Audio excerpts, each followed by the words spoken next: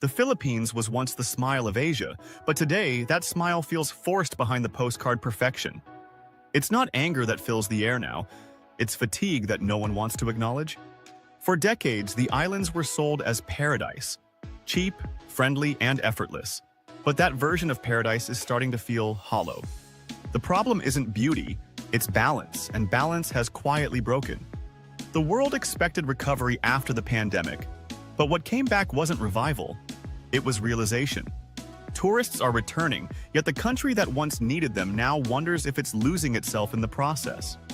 Money flows in, but meaning flows out, and that exchange rate is destroying what made the islands special. Behind the white sand and clear water lies an emotional debt that grows deeper each season.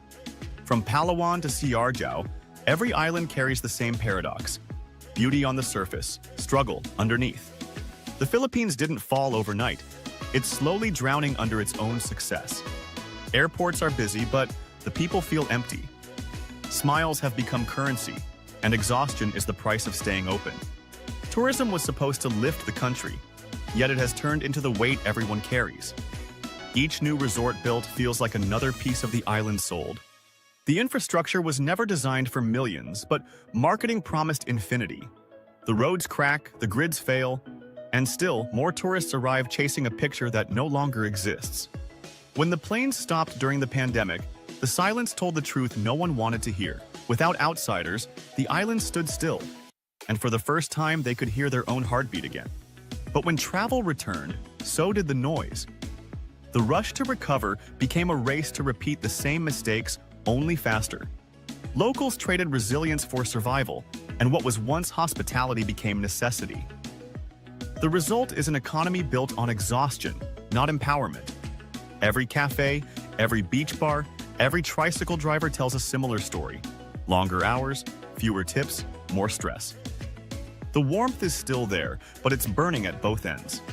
The government celebrates numbers while the people count losses.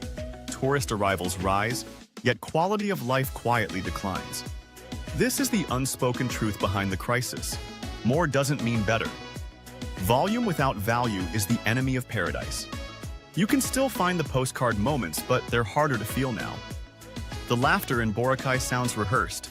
The smiles in Cebu come slower. In Manila, luxury towers pierce the skyline while the streets below flood with frustration. In Bohol and Baguio, overdevelopment chokes the very beauty tourists came to find. The real crisis isn't empty hotels, it's empty hearts. The soul of Filipino hospitality is tired of being taken for granted. Locals whisper it in bars, vendors admit it in sighs. The love for visitors is still there, but it's changing. What used to be welcome now feels like endurance. The kindness of Filipinos was never a product, yet it's being sold as one. You can't commodify a culture and expect it to stay pure. Inflation rises while wages stay still, and every price hike widens the gap between those serving and those served. The same people who built paradise can no longer afford to live in it. In Siargao, once the poster child for ecotourism, traffic jams fill the narrow roads. In El Nido, tourists line up for untouched lagoons that are anything but untouched. Progress without limits always leads to loss. The Philippines is learning that too late, one beachfront at a time. The tragedy isn't the fall, it's the silence. Everyone knows what's happening, but few dare to say it. Tourism boards call it growth, but locals call it survival. The truth sits somewhere in between, drowned beneath the sound of jet skis and promises. Because every tourist destination eventually faces a choice: protect what's real or profit from what's left. The Philippines is standing right on that line. In Palawan, mangroves give way to glass villas. In Cebu, coral reefs die quietly beneath luxury yachts. Nature doesn't collapse dramatically. It fades quietly, like an apology no one hears. And when the last fish is gone, no one will remember who was responsible. Even culture is being stretched thin. Festivals built for faith are now choreographed for cameras. The same traditions that once united communities are performed for tips and hashtags. Pride has become production. But there's still hope. In the corners untouched by chaos. In the small towns that choose authenticity over attention. Some locals are taking tourism back, setting boundaries and restoring respect. They're showing that paradise doesn't need to be crowded to be alive. In Bohol, some resorts close during sacred months to give the land rest.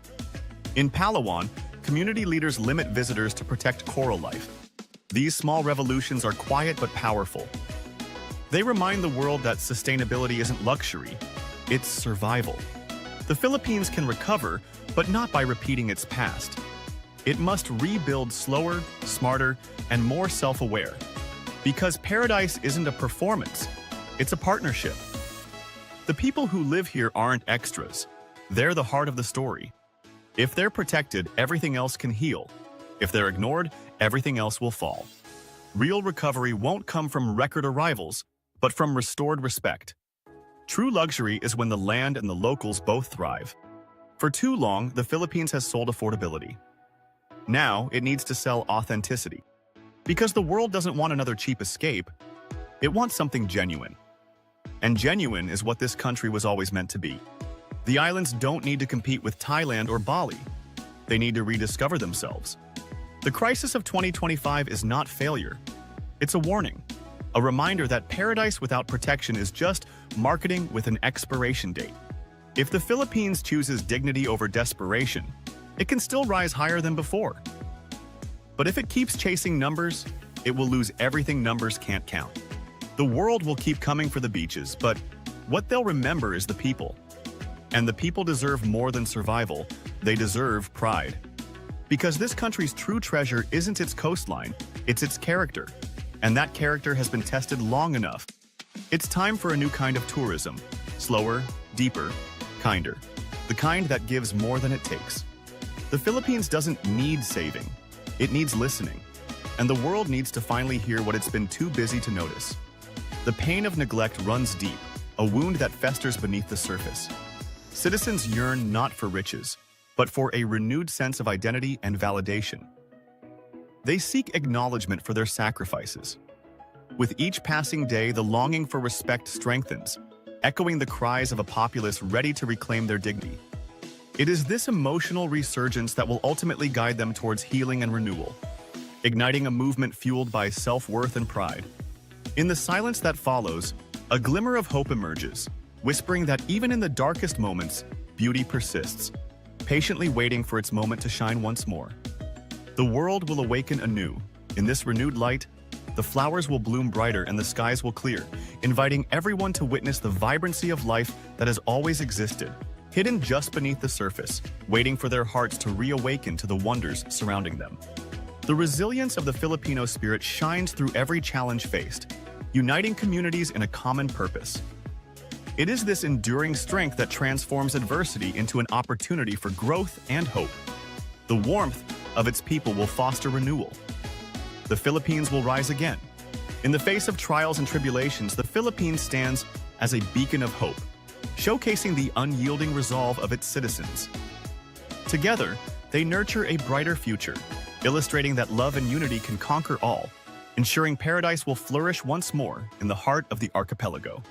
With patience, the bond between hearts can heal, transforming past wounds into lessons learned, each moment building a stronger foundation for a future filled with hope. All it needs is time. In this way, honesty lays the groundwork, while care nurtures the fragile beginnings. Paradise, when cherished and respected, always finds a way to rejuvenate, breathing new life into the essence of connection and belonging.